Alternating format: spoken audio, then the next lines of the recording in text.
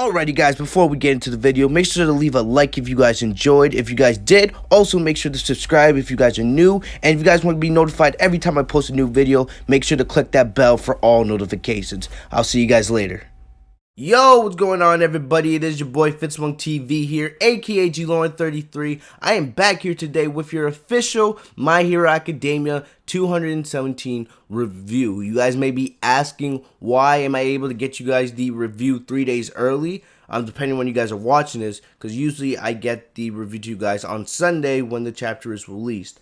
Well, our boy DBS Hype was able to get us the scans and the translations for the chapter a little bit early. If you guys follow him on Twitter, he was able to get this to us, so this allows us to be able to review the chapters. I will be showing you guys some panels from the chapter itself, but I won't be showing you them all just because of copyright issues. But definitely, if you guys don't want to wait till Sunday when the full chapter is released and you guys really want to know what's going to happen, that's why you guys are here. So I guess you guys can call this spoiler/review. So thank you to the boy DBS Hype for that. Getting into the chapter itself, chapter 270 was iconic. And that was when Shigaraki was having the vision. It was revealed that he had all for one, and we had started to see him wake up. Well, chapter 272 will probably go down as being more iconic because Shigaraki is fully awake by this point, and we see his full decay wave, and he's destroying the hospital. We saw many heroes died in the wake, like Crust, like Exless, and we don't even know who else died. There was also people that believe maybe Wash is gone. We have no idea right now who's gone and who's still alive out of the hero side. Remember also, we didn't really know what was going on with the mansion. Since we've been so focused with what's going on with Shigaraki, we weren't focused on the mansion other than, Tokoyami saving Hawks from Dabi. Well, we get an update from that. And I'm just going to say this. The battle has been completely shifted. The heroes dominated the first part of this war. Now, in just a matter of seconds, with Shigaraki's awakening, the villains have all the momentum, and it seems like there's nothing that's going to stop the villains from getting this victory. Things look really bad. Alright, but enough of me talking. Let's get into the chapter itself. So the chapter begins with someone from the student squad exclaiming, "Tell me your situation." Uraka answers is the decay won't stop. This is the decay from Shigaraki's decay wave. It's coming from the hospital, and now it's flowing into the city. C and Tissue, aka Ribbit, they're talking about the decay, and they're running. Then we pan to Deku. If you guys remember, at the end of the last chapter, the last panel was Deku telling everybody to run, and he also was using 45% one for all St. Louis Smash Air Force to try to stop the decay wave. During this time, Deku has a flashback to the mall field trip. For people that watch the anime, you guys should remember this moment. Remember when they were getting ready for the camping trip, and everybody went off on their own way, and Shigaraki decided to go undercover to talk to Deku. Well, Deku has a flashback to this moment, and it's when Shigaraki was holding his neck. Shigaraki discusses that if he touched Deku's neck with all 5 fingers, Deku would decay in about a minute.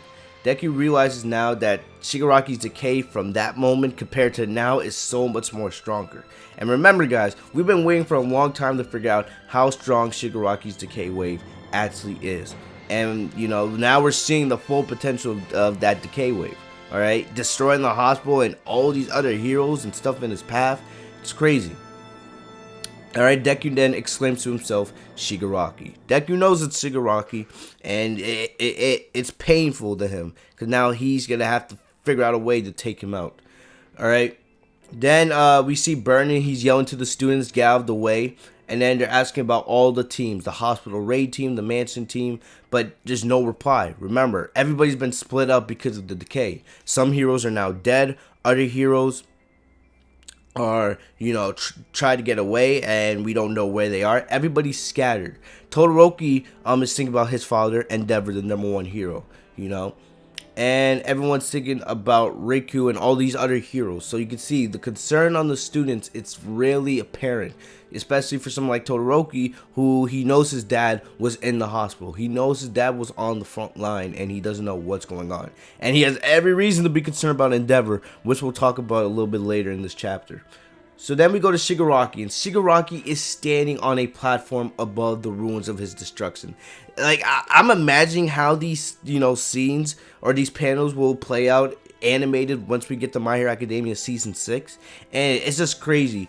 Imagine Shigaraki just standing on a platform looking at all his destruction, and he's just getting started. He's nowhere near the showcasing his full power. So Shigaraki is talking about how all the fruits were almost for nothing. So basically everything that the heroes did was for nothing. Because he was able to destroy that in an instant. He also realized that the Liberation Force almost lost, but now that he's back and now he's taking control, all their plans are back on track. So then Shigaraki feels a throb in his head, and he's hearing a voice that's talking about we. So he's something in his mind is playing mind games with him, and he's confused on what's going on. And basically, but then he's able to shake it off. So we don't know if it's Nana, we don't know if it's All for One, we don't know if it's like the voices of his dead family. Something's going on in his head. If I had to guess, I think it's I think it's most likely Nana, probably because of the connection to Nana being his grandmother and the connection to One for All with Deku. I think that could be what's going on. But then he calls on Mikia. You guys know what I'm talking about. I'm getting my names mixed up because it's early in the morning. But he calls on Mikia to gather everyone in the league. So basically, it's like Shigaraki is just in a matter of moments, he's already figured out what's going on. He doesn't know about Twice and the losses on the villain side that they've suffered so far. He was able to figure out that the villains were losing, but he was able to flip the scales. So he wants to get everyone in the league and the Liberation Force to gather together. And Shigaraki then says to Mikia, from here on out, destroy everything. Oh my gosh. Destroy everything. I don't, what, he's going to destroy the entire, basically I see this as Shigaraki saying we're going to destroy the entire hero society. We're going to take out as many heroes as possible and try to take over. I don't know if Shigaraki's planning to take over the government. We don't know, because in a matter of moments with Shigaraki's decay wave, Hero Society as we know it has been flipped on its head. It's no longer the way we all thought. In a matter of moments, My Hero Academia took a drastic dark turn in the storytelling, and we have really no idea what's going to happen from here on out. Then we go to the mansion, and then we see Facum. Facum sees Tokoyami flying, and then he also noticed that Tokoyami has Hawks in his arms, and Hawks is still unconscious because of what happened back in the mansion. Facum is falling after Tokoyami and Hawks into the wood, and then he's like, let's go. Then basically he realizes that Tokoyami's quirk, Dark Shadow, will keep himself and Hawks safe. So it seems like Facum doesn't really know what's been going on at the hospital. Remember, they had groups of heroes in different areas. So basically all the heroes at the mansion, they don't know that Shigaraki's awake, and a lot of their allies have been killed or decayed from the hospital. So then we see Mount Lady sees punching the ice from Giten. Remember, we saw Giten revealed his face a couple of chapters ago. And, they're screaming at one another. And then we also see more heroes going into the mansion. But then, all of a sudden, we see Dobby jumping from a platform. And then he's talking to Mr. Compress. And then Mr. Compress and Dobby are discussing what's going on. And basically, they're talking about Toga. Because Twice died chapters ago. A lot of chapters ago, actually. And it's kind of crazy to think about it. Twice died months ago. Remember that chapter came out 2-3 months ago. And then the event that in reality only happened maybe 5 minutes ago in the story. We had that chapter released months ago, and now it's being brought back into realization now. And they're talking about, Twice's worth and how valuable he was to the League of Villains. And then they're talking about how Toga is very upset about the situation. Then we're seeing as Toga starts slashing the necks of many different heroes, and Toga is enraged. She is dripping due to her unseen usage of her quirk. So Toga is overusing her quirk because of her anger over Twice's death. Then Toga says this world is difficult to live in an easy to live in world, but then she's interrupted by Gang Orca, and Gang Orca stops her comrade, but Toga says, what a nuisance, it's a hero. So definitely it's like Gang Orca, he can't really tell that it's actually Toga. So definitely we see a giant hand come out from the ground near Toga, who seems unfazed by this. And then we see Toga glaring very fiercely at Gang Orca, and then it cuts back to the hospital. So it seems like we're about to get Toga versus Gang Orca. I hope we're not about to see the death of Gang Orca, but I wouldn't be surprised here. Like I said, we knew that there were going to be some major hero deaths because of what happened to Twice. It's only, fitting. Twice was so much more than one person. He was basically the X Factor for the League of Villains, but now that doesn't really matter with Shigaraki being awakened with all the power he has. But still, we've already seen Crust and Exless, and some believe Wash, and all these other heroes die, and it looks like Gang Orca might be one of the next to fall. So that might be a tough battle. We'll just have to wait and see how that plays out. I hope he doesn't go, but I won't be surprised if they decide to take Gang Orca out right here. So then we're back at the hospital, and Endeavor has made his way back to the hospital. So he probably put Miko in a safe spot, probably with somebody watching over her, because remember how injured she is. But Endeavor gets back to the hospital, and he is approaching Shigaraki. Endeavor yells from behind, "Shigaraki! Shigaraki!" And then ends the chapter by saying to Endeavor, "And you're here all of a sudden, #1 hero." So the chapter ends with a confrontation between Shigaraki and Endeavor, and this is where I get really scared, because they could be setting up Endeavor versus Shigaraki for the next chapter, but I think we all have to be honest with ourselves.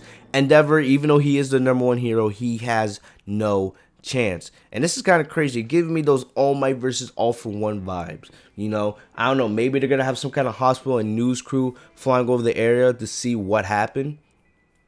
And what if, the symbolism, what if the news crew flies over the area and they see Endeavor fighting Shigaraki, they see Endeavor lose to Shigaraki, hopefully he doesn't die, but they see Endeavor get his ass kicked by Shigaraki, and then Shigaraki just stares into the camera, and that's it. I feel like we might be getting something like that. And that might be the moment that Atsushi tells the whole world that the Hero Society is officially over. The villains have finally won and taken over, and things are no longer going to be the same. I have a feeling that's what's going to happen, and that's the whole point. The #1 hero getting beat by the #1 villain decisively is going to tell the whole entire world that things are changed. The way you guys been living in peace for all these years, that is done. Shigaraki already gave the order to the League of Villains to destroy everything, man. I don't know what's going to happen with Deku.